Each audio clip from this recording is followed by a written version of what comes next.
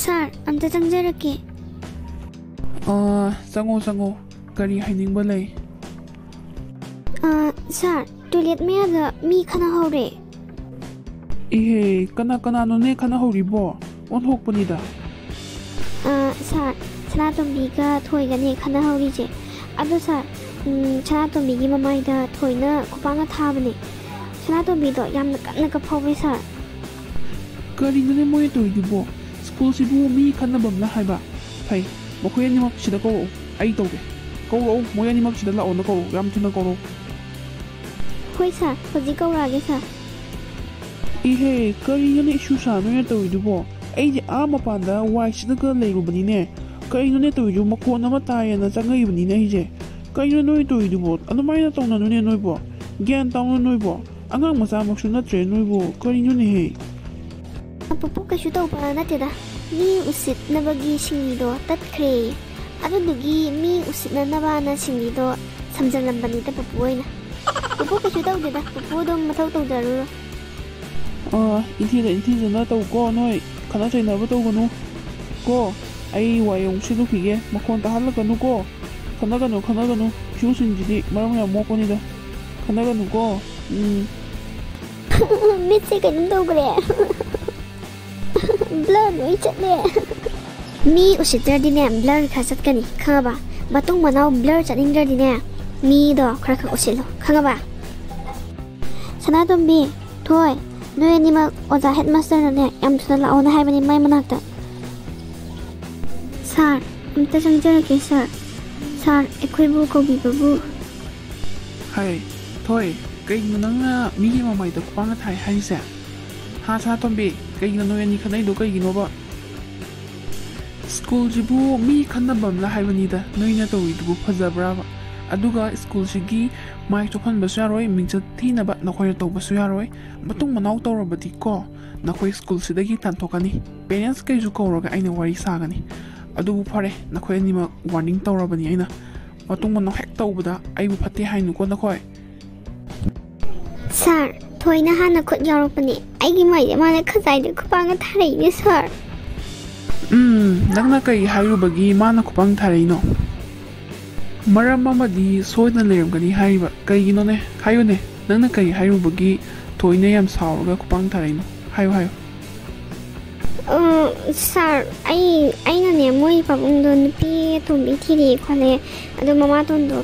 adun phatlamoi kholamoi na hairuba adugi mana saura adugi ne sir Adubu kaidobagi hairurino migi imung manunggi wadubu nangna karino ne noisimbo aduga thoi nangsune kaidobagi no migi mamai nangna kupanga tharibo khut yawbose phate ne khanabada matung manaw tawrabadi aina hairisni na khoyanima khangabra matung manaw hek tawbada aibu phate hainu ko pare chalo Hoi sir matung manaw tawjaroi sir kaigino ngasi aina mi khanaruriba sibo Aina yamna nungsidaba imatonse mina thina ngangaga aina sauniba phaurisina karino aina tawriba sibo kaisu nataba nupi atumbidugi damakta ai mi khanarure ko karino aina tawriba sibo mina thina ngangaga aina sogyam sauningi sibo karigino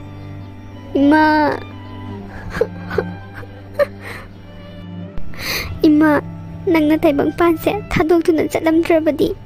masa aigi ningbase khara tawrabasu thungjaramgadabani ima nagyam ningsinga engasidi Thoi kadino nangado unga phamidubo aina ngasai ngaibada lakpar yengbani lakmandabadu ai thoklaini kaidoino banang deido Nawbai kolompi ni chakhraga kai leiruino ba first period su loigre Lao class angas lao kaidorage ba Lily ai hoi class ki Sanatombi da aduga khanarure ma yam hemalle mai wahi wata do ayu sounding mandana mangonda kupanga tharure adugi headmaster namu kaurure headmaster ka ni tholakpada ngai dili As adugi machinam kanba tongam biduga mu khanarurabo nangbo kaidobe manaruino maga Madai nupi do tin lai ki damni ado nang phu doi oiradi ai horma dro ꯑꯩꯁꯨ ꯈꯔ ꯐꯣꯡꯅꯤꯗꯅ ꯁꯛꯇꯥꯗꯣ ꯌꯥꯝ ꯅꯨꯡꯁꯤꯗꯦ ꯍꯥꯏꯕ ꯑꯗꯣ ꯀꯩ ꯋꯥꯍꯧꯗꯒꯤꯅꯣꯕ ꯅꯣꯏ ꯑꯅꯤꯅ ꯈꯟꯅꯩꯗꯣ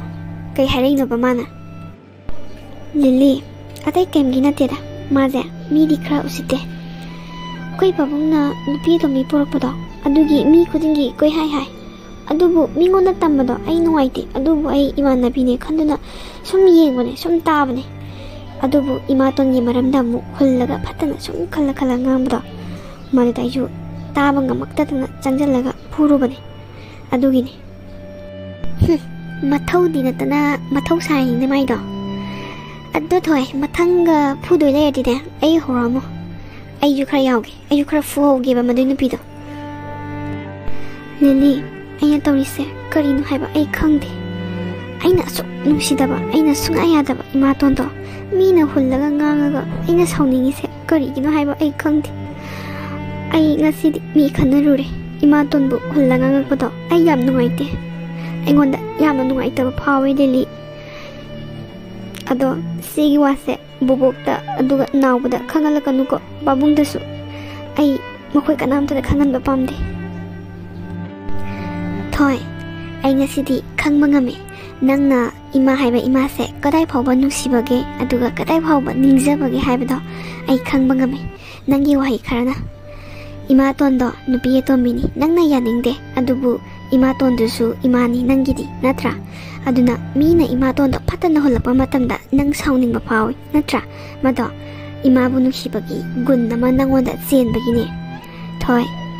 ꯁꯦ ꯁꯤ ꯋꯥꯁꯦ ꯀꯩꯝ ꯈꯜꯂꯨꯔꯅꯨꯁꯦ ꯂꯥꯎ ꯀ꯭ꯂꯥꯁ ꯆꯪꯉꯁꯤ ꯂꯥꯎ ꯐꯨꯔꯝꯗꯥꯏꯗ ꯑꯩꯅ ꯍꯥꯏꯖꯤꯅꯤ ꯐꯨꯗꯣꯏ ꯂꯩꯔꯗꯤꯅꯦ ꯑꯩ ꯍꯧꯔꯛꯑꯝꯃꯣ ꯈꯪꯉꯕ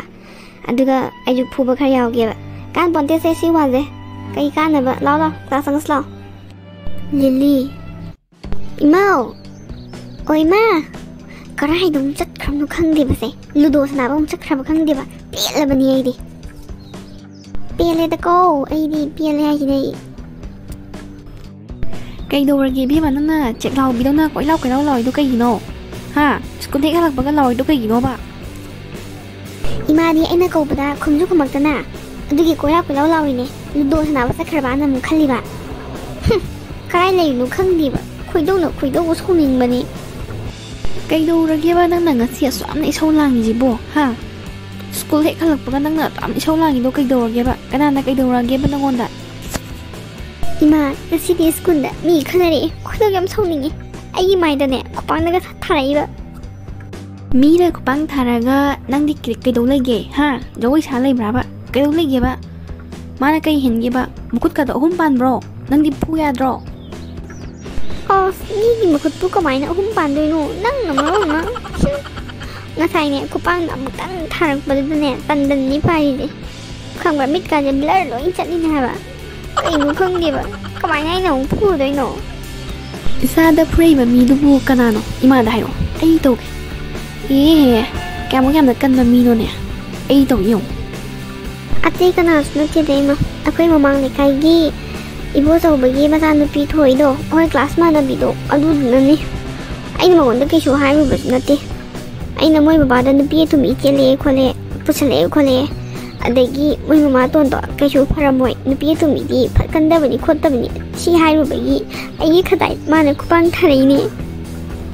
ꯍꯦ ꯃꯗꯨ ꯑꯉꯥꯡ ꯂꯣꯏꯔꯦ ꯈꯪꯗꯅ ꯃꯥ ꯑꯩ ꯇꯧꯒꯦ ꯌꯦꯡꯉꯨ ꯃꯗꯨ ꯑꯉꯥꯡꯗꯨꯕꯨ ꯃꯌꯨꯝ ꯌꯧꯔꯝꯃꯗ꯭ꯔꯣ ꯂꯝꯕꯤꯗꯒ ꯂꯥꯛꯑꯝꯈꯤꯗ꯭ꯔꯣ ꯁ꯭ꯀꯨꯜ ꯍꯜꯂꯛꯄꯗꯣ 이마 마도 mayumdi 여름기도 만디에 만ang pangay hawbani nga say ayun tholakpada lambidaga chalamdaw male pai ma aina kaidoke haibado yengu ai hojik lambida ngairuge ma khajai khupaksinane on ne tharamge yengu ma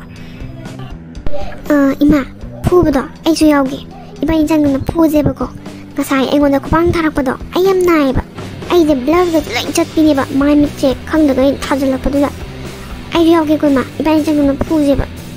hey nang yawba yade phuba nang hek yawbada ne sara sanduri bani mamam cha changga ne phuiyena aduna ne nang yawba yade aina ne aya thokpa ne thek tawani khangedana ma ngasi nungai ni ma ai to yengu ma school se mi amata leitre ne se nawbazu hangra ma neba as piela bani da idi ꯌꯨꯝꯕꯨꯗꯤ ꯅꯛꯑꯦ ꯍꯥꯏꯕꯕꯨꯅꯦ ꯑꯩ ꯏꯊꯟꯗ ꯆꯠꯄꯁꯦ ꯌꯥꯝ ꯇꯜꯂꯦꯅ ꯇꯧꯕꯅꯦ ꯑꯁ ꯇꯟꯈ꯭ꯔꯦꯗ ꯀꯣꯟꯊꯣꯛꯅ ꯑꯩ ꯏꯊꯟꯗ ꯍꯟꯗꯣꯏꯁꯦ